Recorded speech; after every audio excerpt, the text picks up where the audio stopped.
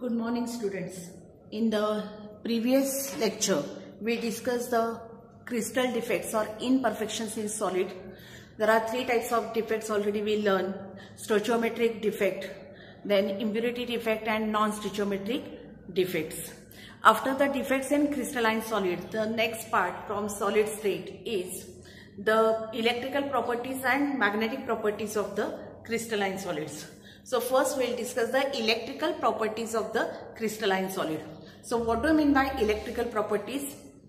Whether that crystal or solid, crystalline solid, is good conductor or poor conductor or bad conductor of electricity.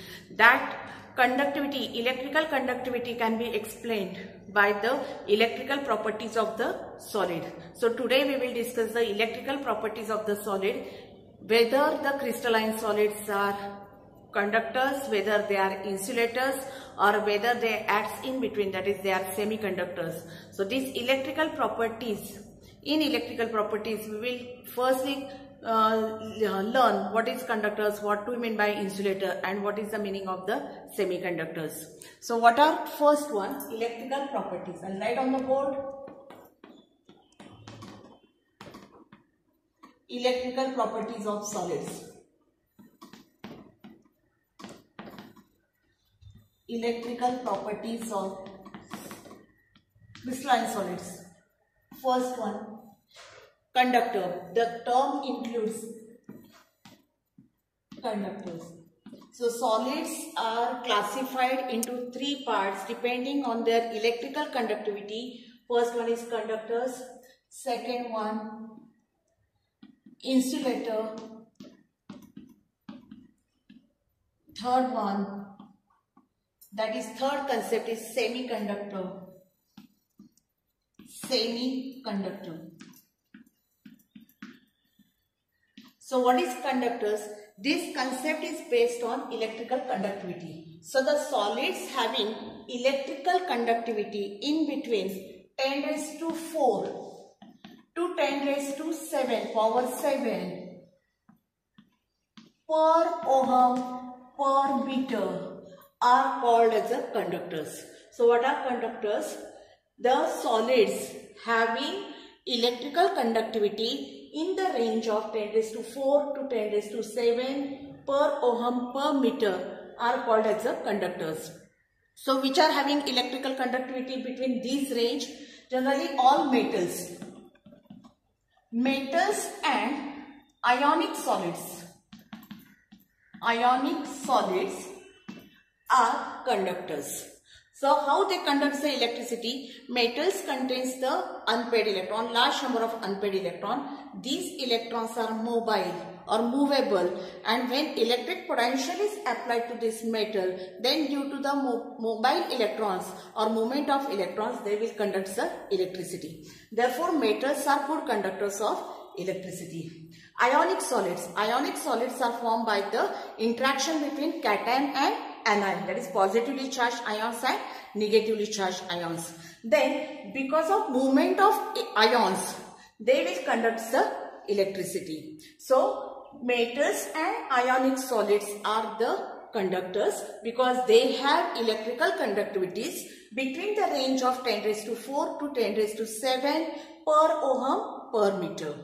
Now what are insulators? Insulators are the substances. These are the solid substances having low electrical conductivity. How much is the low electric conductivity? Range is 10 raised to minus 20 to 10 raised to minus 10 per ohm per meter.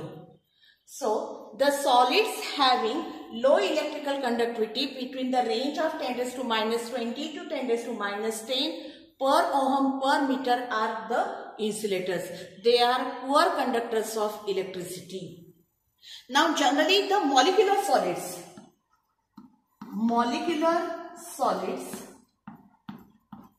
and non-metals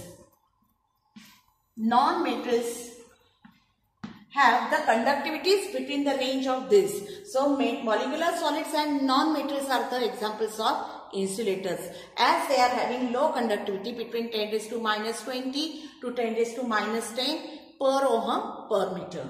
Next, what are semiconductors? Semiconductors are the intermediate between the conductors and insulators. So insulators are the solids which are having conductivities, electrical conductivities in the range of 10 raised to minus 6 to 10 raised to 4 per ohm per meter. They are called as the semiconductors. So semiconductors are the solids having electrical conductivity in the range of 10 raised to minus 6 to 10 raised to plus 4 per ohm per meter are called as the semiconductors. Generally the metalloids which shows the properties of both metals and non-metals. Example is silicon, Si, germanium, Ge. These acts as the semiconductors. So semiconductors, insulators and conductors.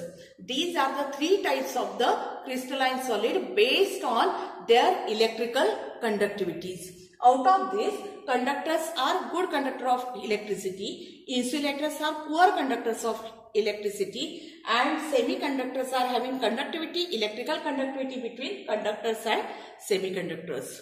So based on these three concepts, we have to discuss the electrical properties of solids. So these electrical properties of solids are explained on the basis of one theory. That theory is called as a band theory. So it is explained on the basis of band theory.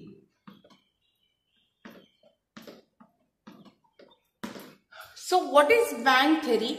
Band theory is nothing but it is the interaction of the energy levels containing electrons.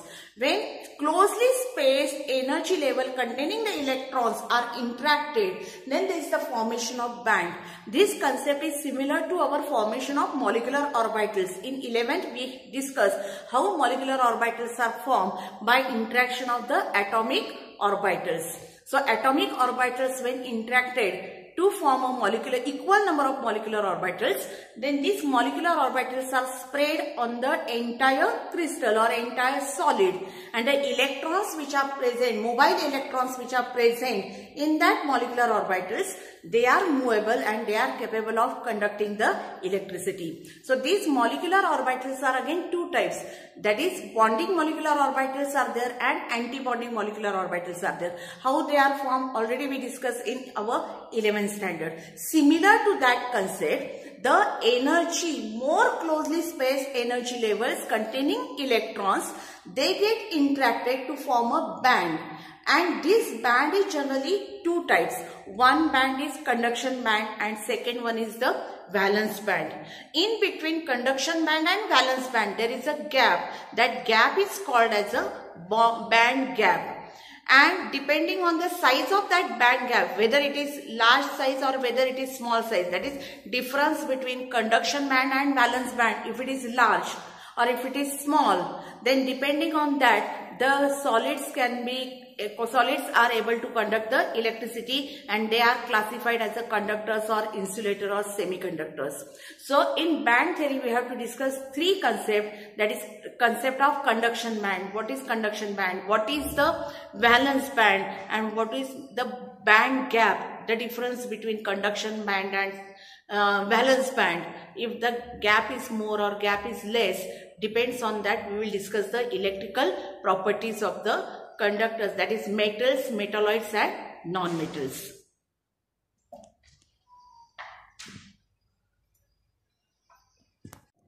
So continue with the electrical properties of solid. Band theory.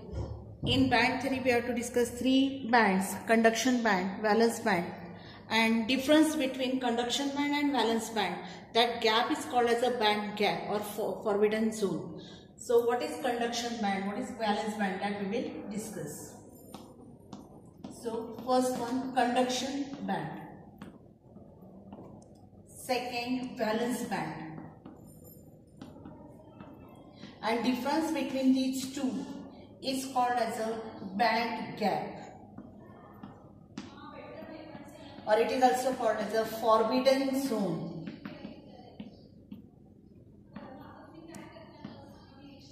So what is conduction band?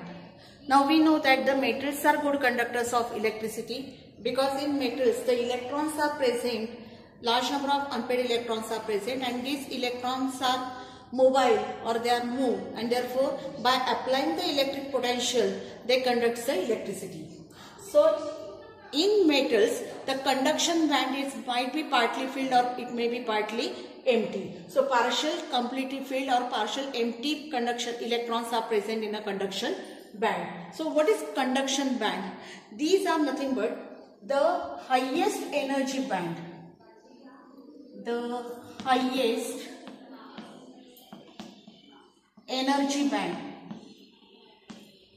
It is the highest energy band containing electrons. Containing electrons. This is called as a conduction band. The highest energy band containing the electron is called as a conduction band. In an atom of an crystalline solid, the closely packed energy levels containing electrons, they get merged, they get interact to form a band.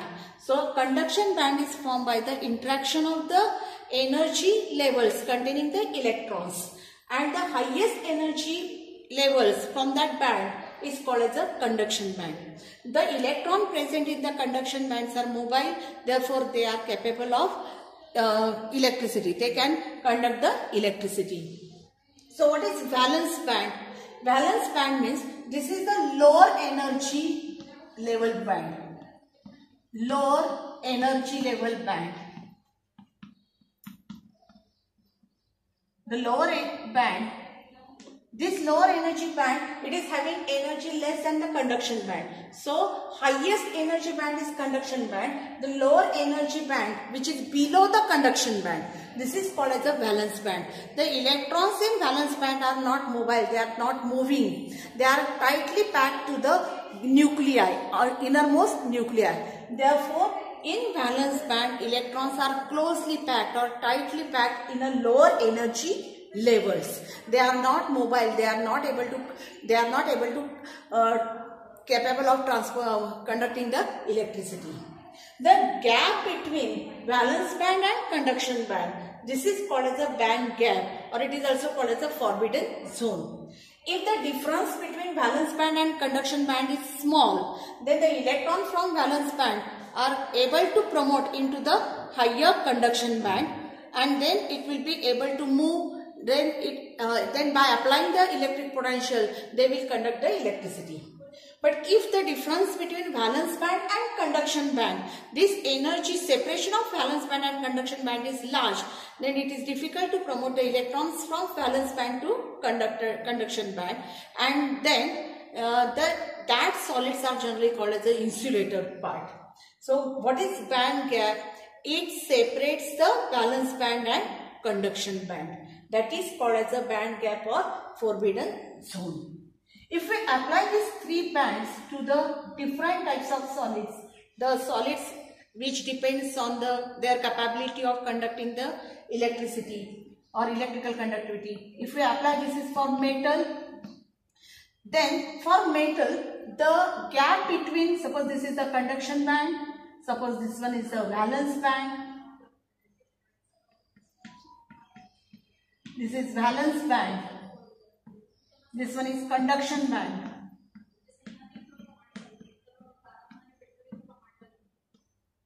If the difference between valence band and conduction band is very small, then only the electrons which will be available in conduction band, they will conduct the electricity. Therefore, metals are good conductor of electricity. It is based on the very small difference in valence band and conduction band. The electrons which are present in conduction band, they are mobile. By applying the electric potential, they will conduct the electricity. When electrons are present in higher energy bands, that is in conduction band, then they will leave the metal ion, the metal ions, that is positively charged cations, metal ions, at the site of metallic crystal or crystal lattice in the sea of electrons, sea of delocalized electrons.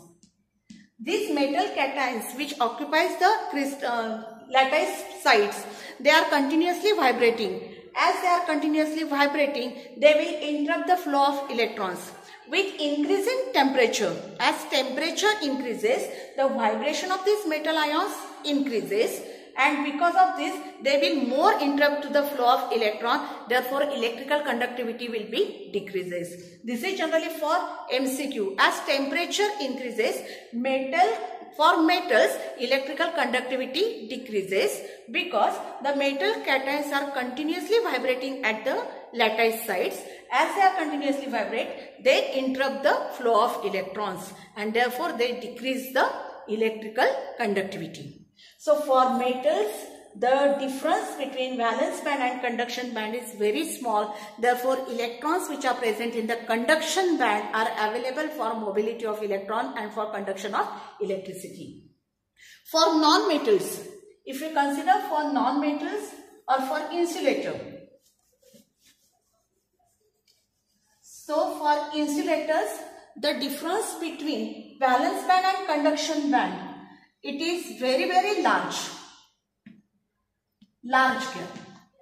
If the difference between valence band and conduction band is very large, then completely filled valence band, this valence band which is completely filled with electrons, these electrons are not able to promote into the empty conduction band. Therefore, conduction band will remain empty. No electrons are available for mobility or for conduction of electricity. Therefore, such solids are called as a insulator. So, what are insulator? In insulator, the energy gap or difference between valence band and conduction band is very, very large. Therefore, completely filled electrons in valence band cannot promote into the conduction band. Therefore, no electrons are available for mobility or for conduction of electricity. Such solids are called as a insulator. So, this is second concept we just discussed, insulator. What are semiconductors? Semiconductor.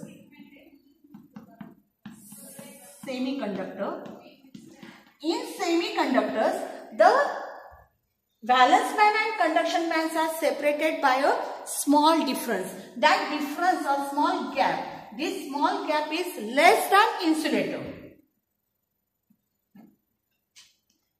Gap is small. So band gap is small in case of semiconductor, but this small gap will be. So in semiconductor, there is a very small band gap between the valence band and conduction band. So as the gap between valence band and conduction band is very small as compared to insulator, then some of the electrons from valence band are promoted to the conduction band. So very few electrons from valence band are promoted to conduction band. So valence band is partly empty while the conduction band is partly filled. A few electrons are present in the conduction band while few electrons will be present in the valence band and conduction band. The electrons which are promoted in the conduction bands, they are mobile, they are able to conduct the electricity when electric potential is applied. So in case of semiconductor, may I repeat again what happens? In case of semiconductor, as the gap between valence band and conduction band is very small as compared to insulator, few electrons from completely filled valence band are promoted into the empty conduction band. So these electrons, partly filled or partly filled conduction band, these electrons in partly filled conduction bands are now available for mobility or for conduction of electricity when electric potential is applied. Such semiconductor, a semiconductor, there are two types of semiconductors. One is intrinsic semiconductor and second one is extrinsic semiconductor. What is intrinsic semiconductor? A pure semiconductors which conducts a low but definite amount. Which conducts low but definite electrical conductivity. Electrical conductivity.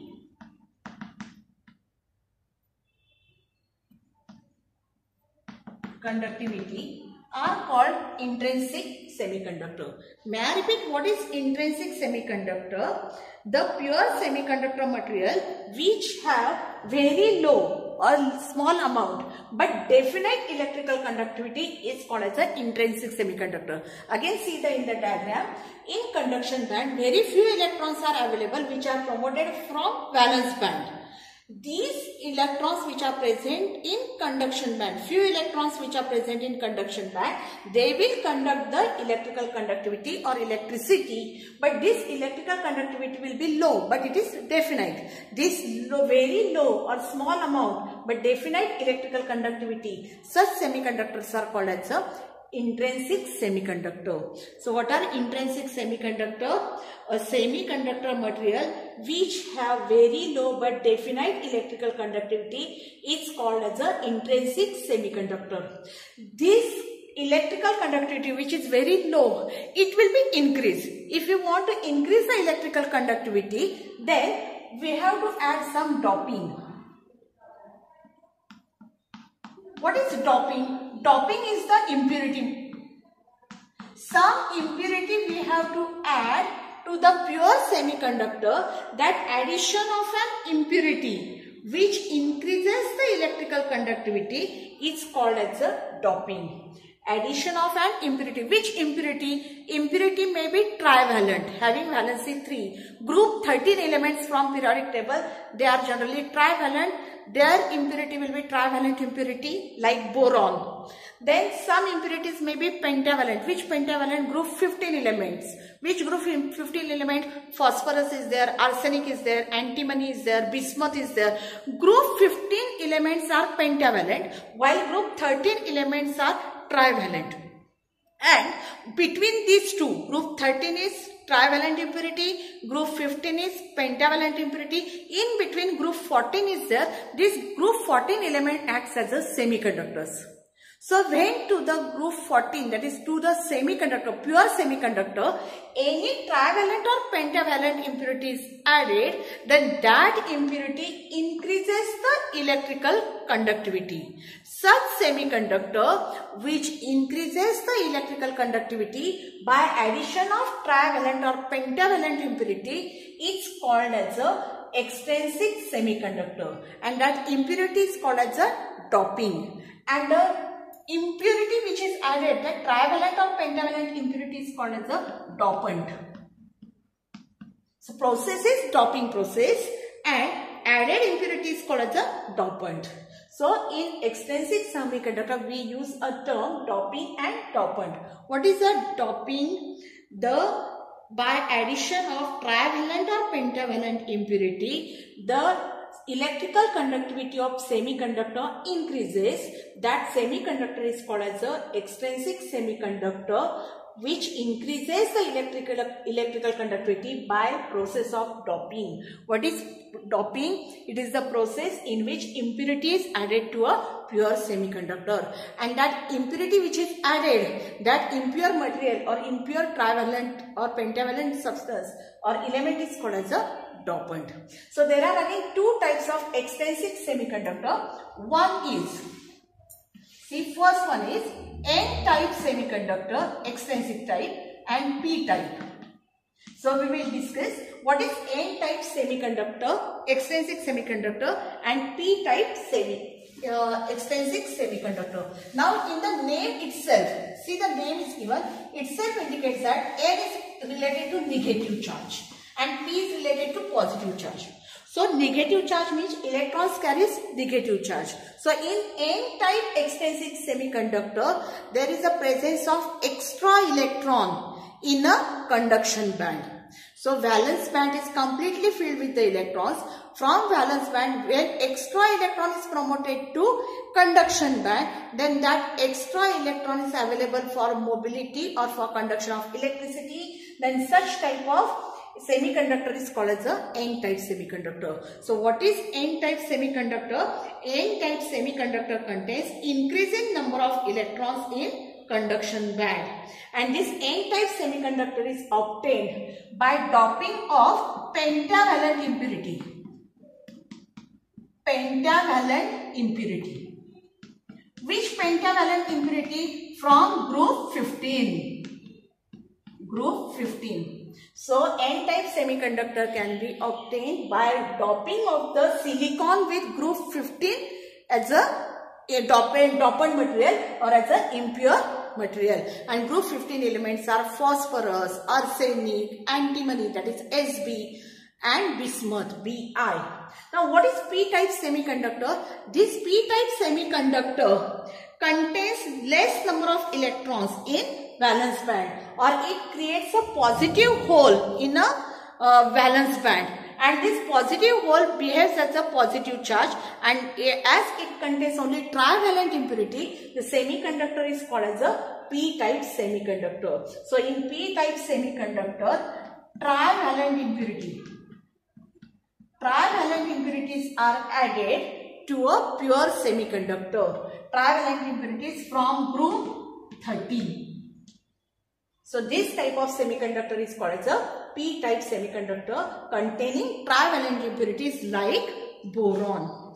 Now may I repeat again, in n-type semiconductor, for example, let us consider, I am writing over here, for example, consider silicon. Silicon is tetravalent. Atomic number for silicon is 14. Configuration will be 1s2, 2s2, 2p6, 3s2, 3p2.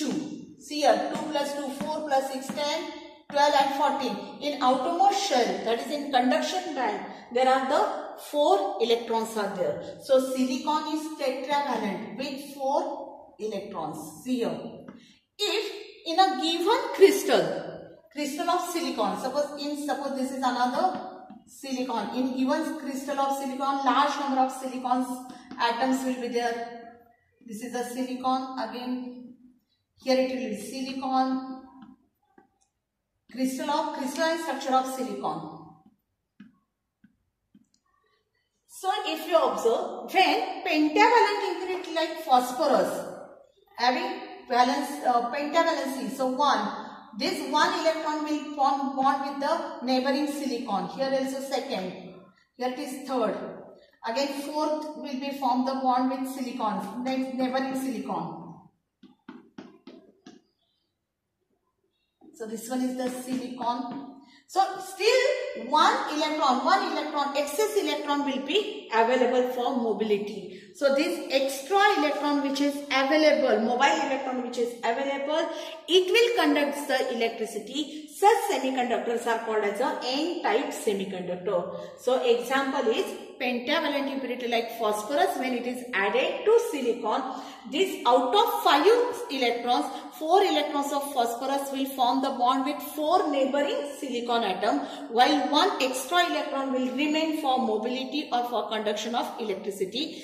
This, by addition of pentavalent impurity, the electrical conductivity will increase. Such type of semiconductor is called as a n-type semiconductor. Now we will discuss the p-type semiconductor.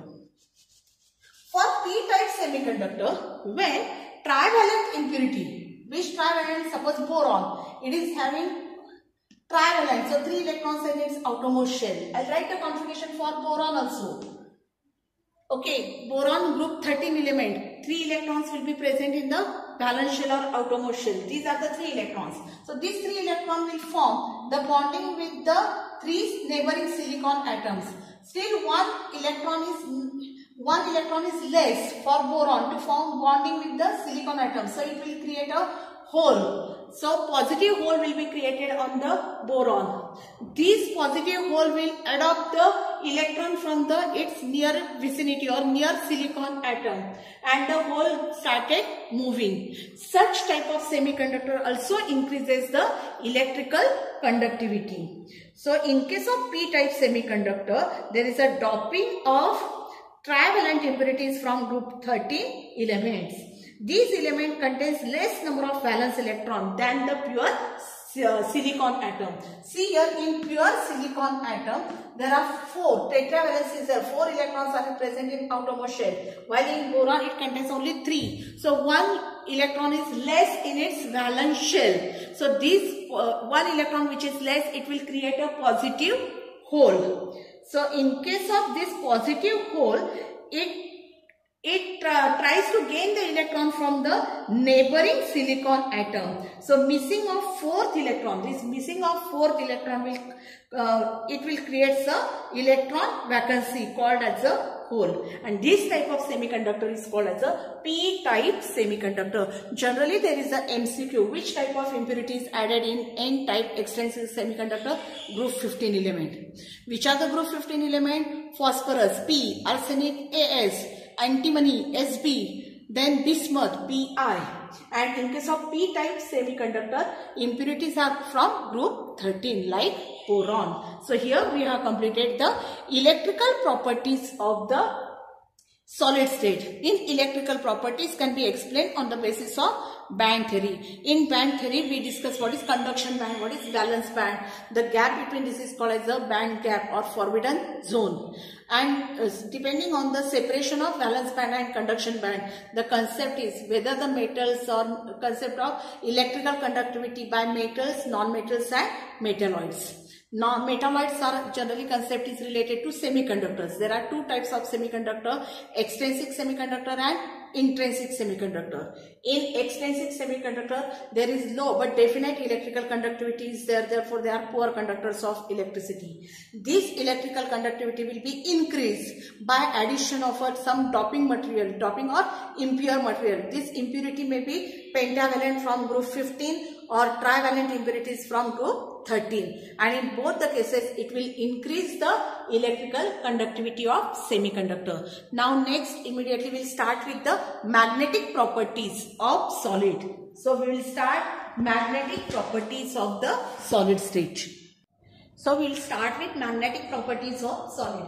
In magnetic properties of solid, these properties are generally based on the concept whether the solids contains paired electron, whether they contains few unpaired electrons or whether they contains large number of unpaired electrons. So number of whether the given substance contains paired electrons or unpaired electrons are very large number of unpaired electron. This concept is depends on the spinning of the electron around the nucleus. Already we learned that in different energy level, electrons, that is Bohr's atomic theory, electrons are revolving around the nucleus in fixed circular orbit. And as long as electron is revolving around the fixed circular orbit, it does not radiate the energy. So these orbits are called as the stationary energy levels or main energy levels. So this concept, that is electrons when revolve around the nucleus in fixed circular orbit, this electron is also spinning around its own axis. So after revolution of electron, it also gets spin on its own axis. So spinning of electron, that electron which is spinning, it acts as a tiny magnet. And this, as electrons are continuously revolving around the nucleus, then it will generate the induced magnetic field. And the magnetic properties of the solids can be explained on the basis of spinning of the electron, whether one electron is spinning around the nucleus or whether paired electrons are spinning. Based on that spinning motion of electron, there are three types of solids are there: diamagnetic solids, paramagnetic solids and ferromagnetic solids. So what are diamagnetic solids? In diamagnetic solids are the substances with all electrons paired. All electrons paired. So when electrons are paired, then one electron will be revolved in clockwise direction, that is plus half, while another electron will revolve in anti-clockwise direction, that is minus half spin. And therefore, as this both spin gets cancelled and no magnetic field or no magnetic movement will be observed. So in case of substances with all electrons paired, they are weakly repelled by the magnetic field. Weakly repelled by magnetic field. Such substances are called as the diamagnetic substances or diamagnetic solids. So what are diamagnetic solids? The solid substances which contains all electron paired, they are weakly repelled by the magnetic field. Such substances are called as the diamagnetic substances or diamagnetic solid. Because as the electrons are paired, the spin get cancelled, and they are weakly therefore repelled by the magnetic field. What is the example for diamagnetic substances? N2 molecule, nitrogen molecule, fluorine molecule, F2 molecule, NaCl molecule. These are the examples of diamagnetic solid. Benzene is also the example of diamagnetic solid. Now second one is paramagnetic solid. What are paramagnetic solid? The substances with unpaired electron. The solid substances with unpaired electrons are attracted by magnetic field. Attracted by magnetic field. So solid substances which contains unpaired electrons which are attracted by the magnetic field, such solid substances are called as the paramagnetic solid substances, and phenomenon is called as the paramagnetism. As the electrons are unpaired, that unpaired electron, whether it will be spinning in clockwise direction or in anti-clockwise direction, so spinning cannot get cancelled, so such unpaired electron will be attracted by magnetic field and it will exhibit the magnetism. Such solids are called as the paramagnetic substances. What are the examples for this? Ions like Cu plus ion, copper plus ion is there. Then oxygen, O2 molecule is there. Chromium ion plus 3 valency. These are the examples of paramagnetic solids. Now what are ferromagnetic substances or ferromagnetic solid? The solid substances which contains large number of unpaired electrons. Which contains large number of unpaired electrons and which are strongly attracted towards or by magnetic field. Strongly attracted by magnetic field are called ferromagnetic substances, and the property is called as a ferromagnetism. So what are ferromagnetic solids? The solid substance which contains large number of unpaired electrons and which are strongly and permanently attracted by the magnetic field, which shows the permanent magnetism, are called as the ferromagnetic solids, and the phenomenon is called as the ferromagnetism. Generally, the solids 3D metals from periodic table, D block element, first series, 3D series, Fe, iron, CO, cobalt, nickel, it acts as a ferromagnetic substances. So this is the, depending on whether the electrons are paired, whether few unpaired electrons are there or large number of unpaired electrons are there, the magnetic properties of solids can be explained. When the electrons are paired, then they are weakly repelled by magnetic field. Such substances are called as the diamagnetic substances. Paramagnetic substances are paramagnetic solids.